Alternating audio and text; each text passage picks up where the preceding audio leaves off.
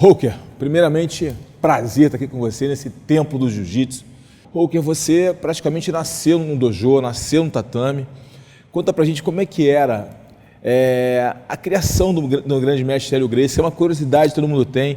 Todo mundo sabe que ele criou não só os filhos, também os sobrinhos. Então todo mundo treinando, e quando tinha briga, eu quero esse açaí, eu quero essa fruta. Como é que era isso? Conta um pouco pra gente como é que é essa criação.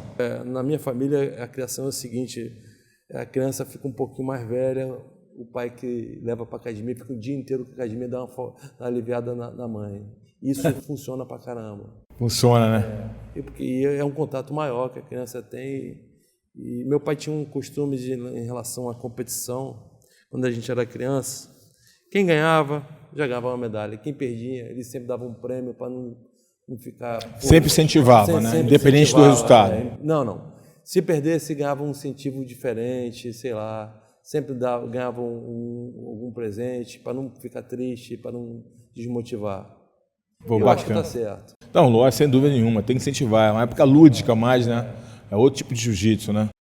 É outro tipo de jiu-jitsu. Sem dúvida.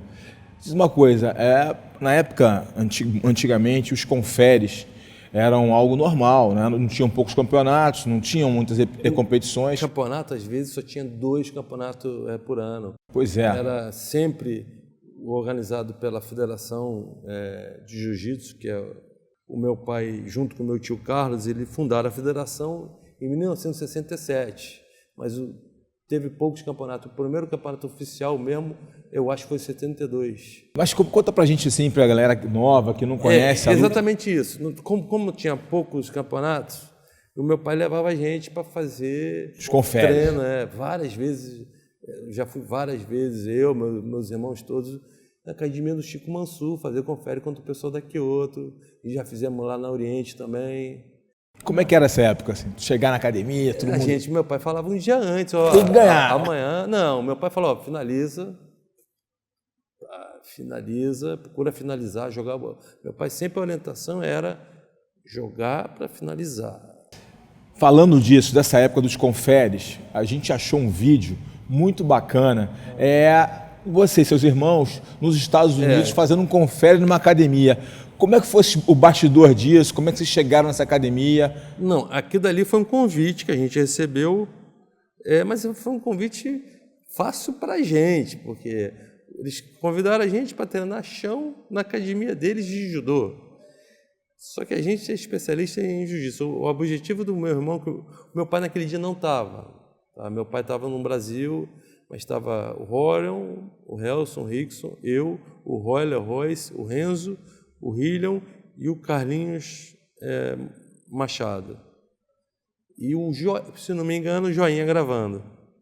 O Joinha era o cameraman. Era o cameraman. E o objetivo era finalizar mais vezes possíveis. Mas os judocas eram malandro. Às vezes batiam na encolha. Dava aquela batidinha marota, né? Eu mesmo já tinha uma experiência de treinar contra o judô, porque isso foi em 88, eu me formei no final de 87, e eu cheguei a treinar judô na Gama Filho com o meu professor Geraldo Bernardes. Grande Geraldo Bernardes, grande mestre. Grande mestre Geraldo Bernardes, com outro professor também, Alfredo Dornelles.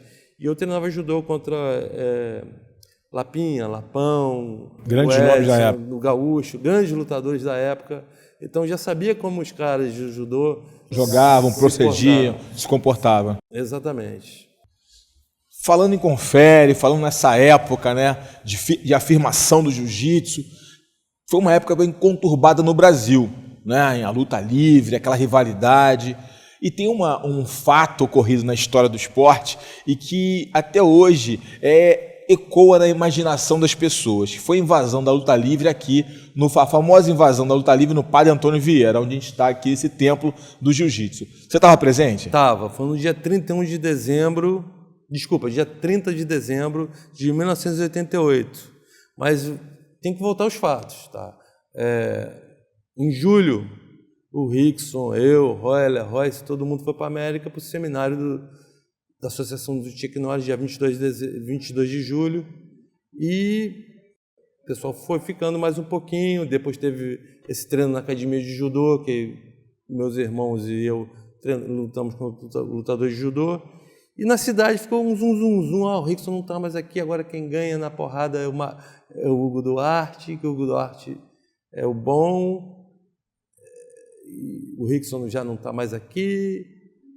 Aí ficou muito... Um aluno falava, os alunos da luta livre falavam, com quem era amigo do pessoal do jiu-jitsu, falava que o Rickson já não está mais aqui, já não, quem manda é o Hugo. Xerife agora é o Hugo.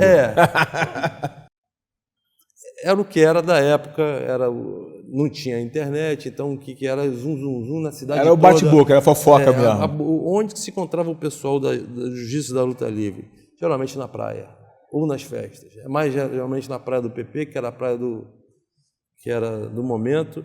E o Rickson voltou dos Estados Unidos para o Brasil.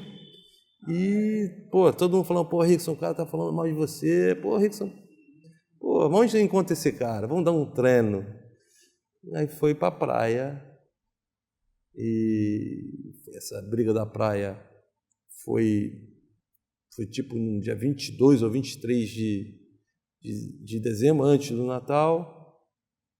O Rickson foi lá, pisão, bloqueio, levou para baixo, finalizou, a luta acabou. Só que o Hugo Duarte e o pessoal da luta livre não ficaram satisfeitos.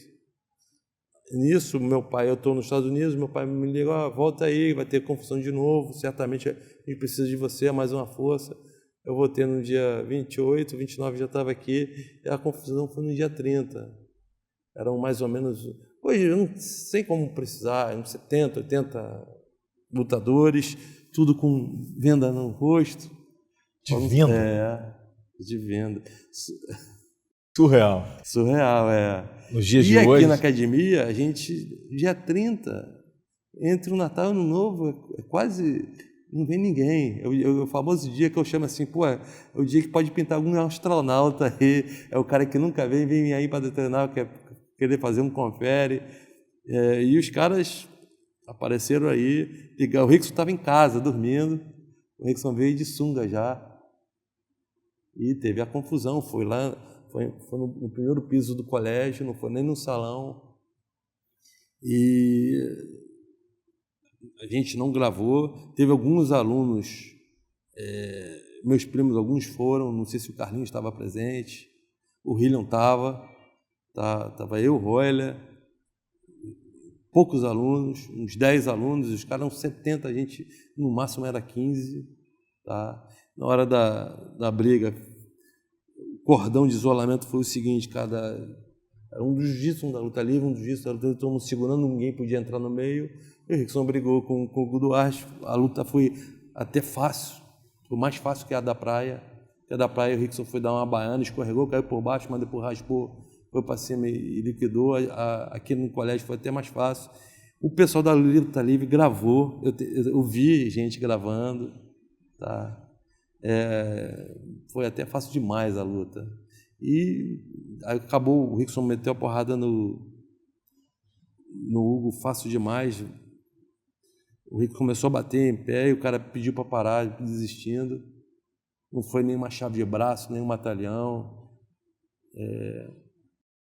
Aí depois o Eugênio Tadeu começou com o Royler, já dali mesmo emendando a segunda luta.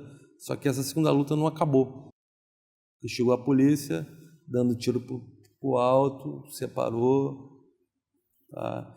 E marcaram a luta do Eugênio com o Royler 10 dias depois. E foi aqui no colégio também, foi no salão aqui do Colégio Padre Antônio Vieira. Foi uma luta quase de 2 horas de porrada. O Royler novinho, o Eugênio Tadeu também novinho. O Eugênio Tadeu tem a minha idade, estudei com ele no colégio. Estudou com o Eugênio? E essa luta meu pai não viu, porque estava com febre.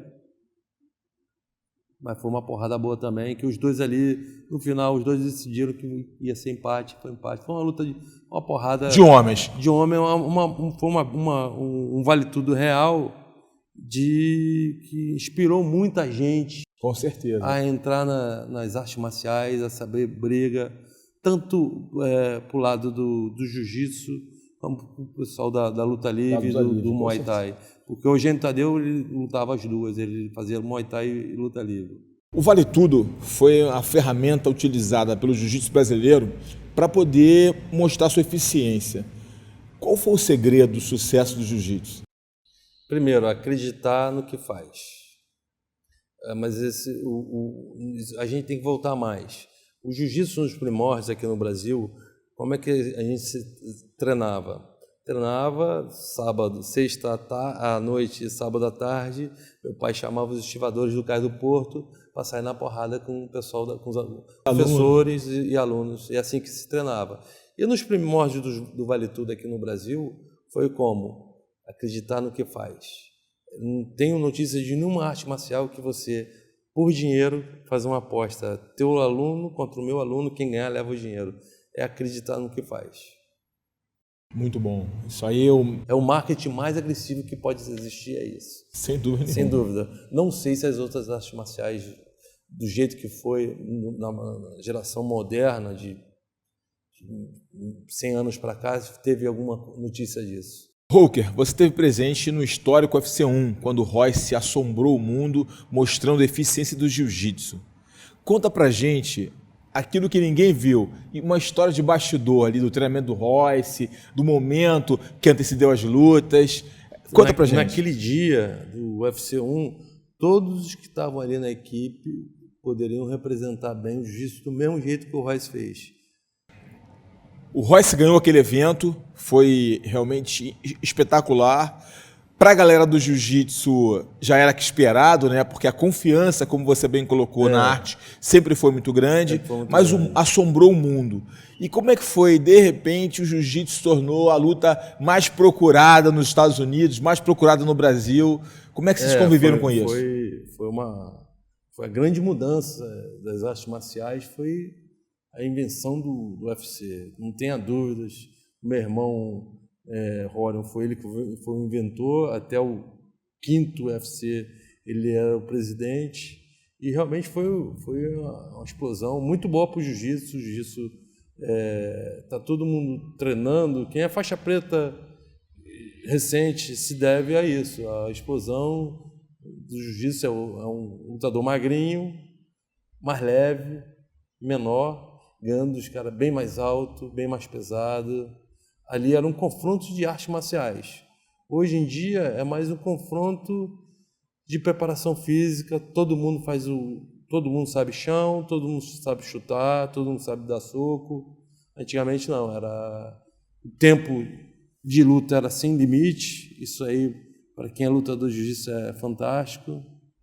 Tá? Você não precisa se expor tanto.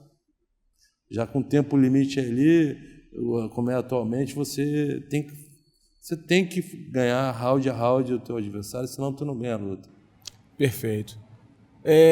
Mas a gente estava batendo um papo outro dia e você falou que não entendia um termo muito usado hoje no jiu-jitsu, que seu pai, o grande mestre... Vai ser um negócio polêmico, né? Mas é legal a gente conversar, os amigos querem saber disso.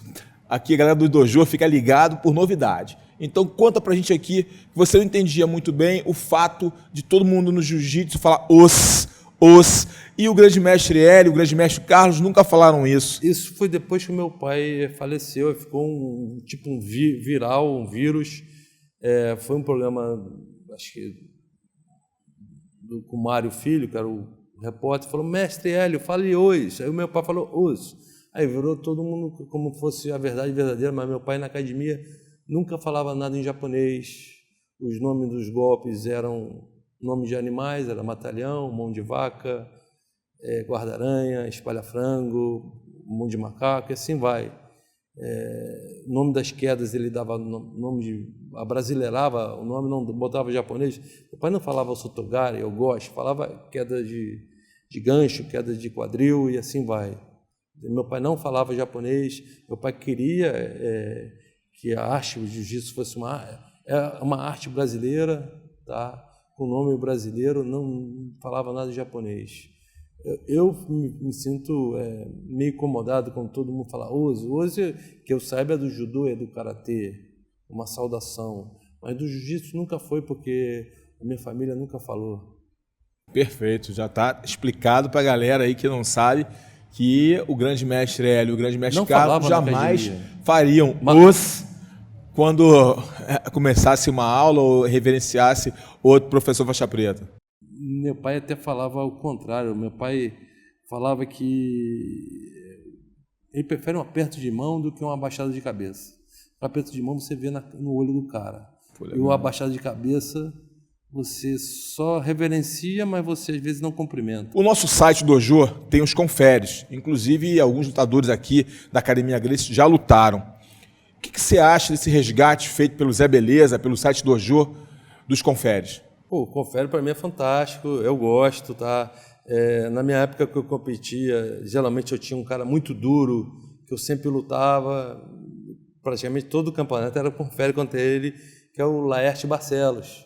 Professor Laerte Barcelos. Duro pra caramba, era um cara muito preparado fisicamente, fiz bons combates contra ele. Bacana. E tem um filho agora que está lutando muito bem, o Raoni Barcelos, lutador muito bom. Muito bom. Mestre, foi um grande prazer. Prazer o meu. E como diz o mestre Hélio Gracie, mais vale um aperto de mão. Sempre.